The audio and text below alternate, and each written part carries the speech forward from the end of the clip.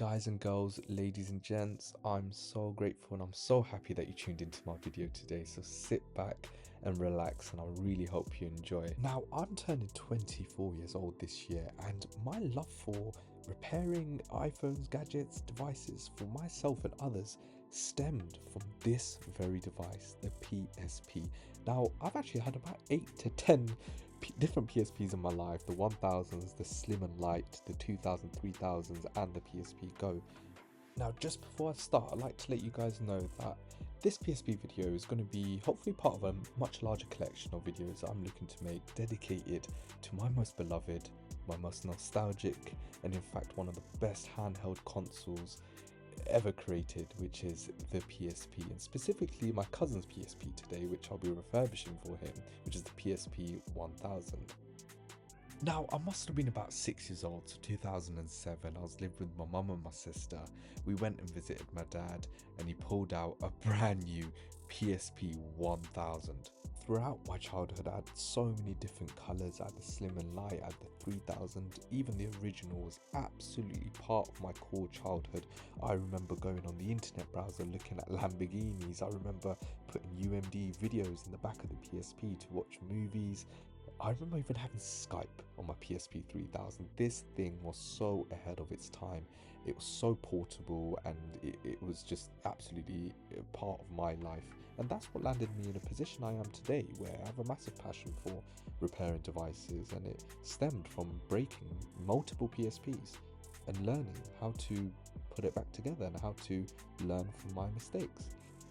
Now, as most of you guys will already be aware, since the PSP was ever first released, throughout its life and even now, which has now been just over 20 years, the hacking scene regarding this console has been huge. I mean, jailbreaking this device and unlocking its capabilities outside of Sony's restrictions unleashed its full capabilities.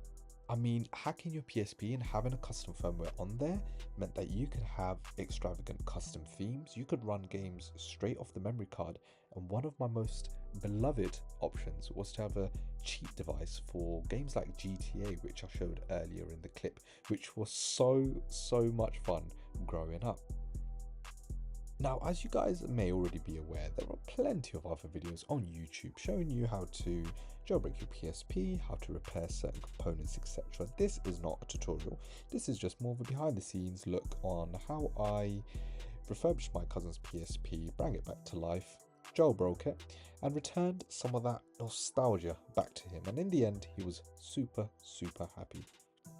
Now, to my relief, my cousin's PSP only needed a deep clean, a new analog stick, a new 2-in-1 USB cable, a brand new battery which I bought for about £15, and a new memory card. The original Sony memory cards I believe only went up to 8 gigs, but the new adapter allows a modern micro SD card to be inserted, which supports I believe up to 128 gigabytes. Now, the software that came with the PSP, specifically my cousin's PSP, was 5.01, which was very old. Now, 6.61, version 6.61 was released back in 2015.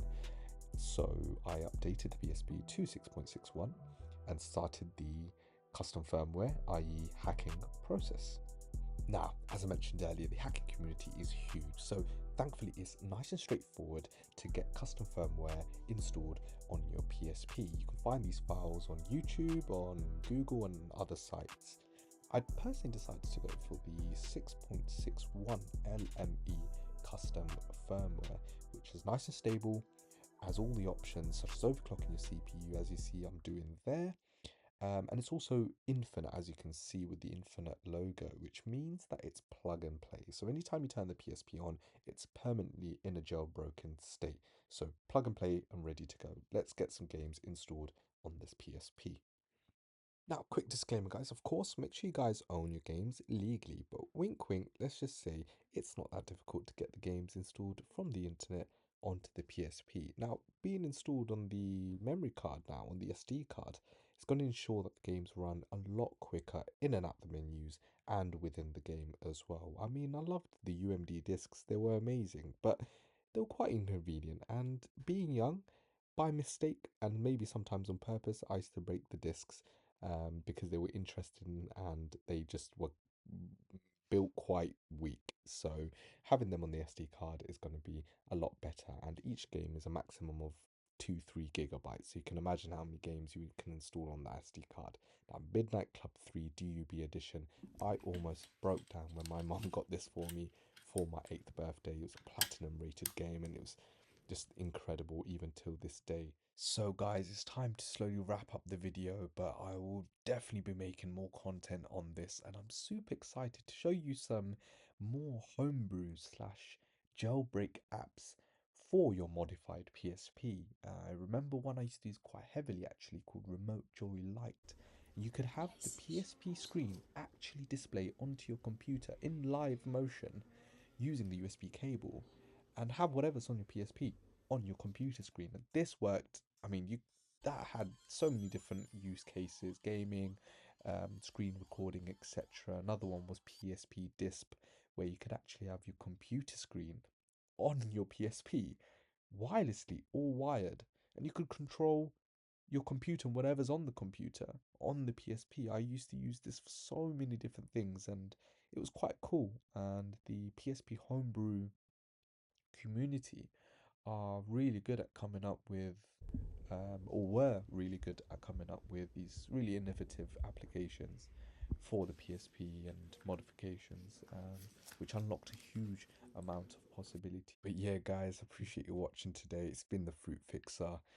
It's definitely not my last video. I'll be creating a small collection, so please let me know below what you want to see.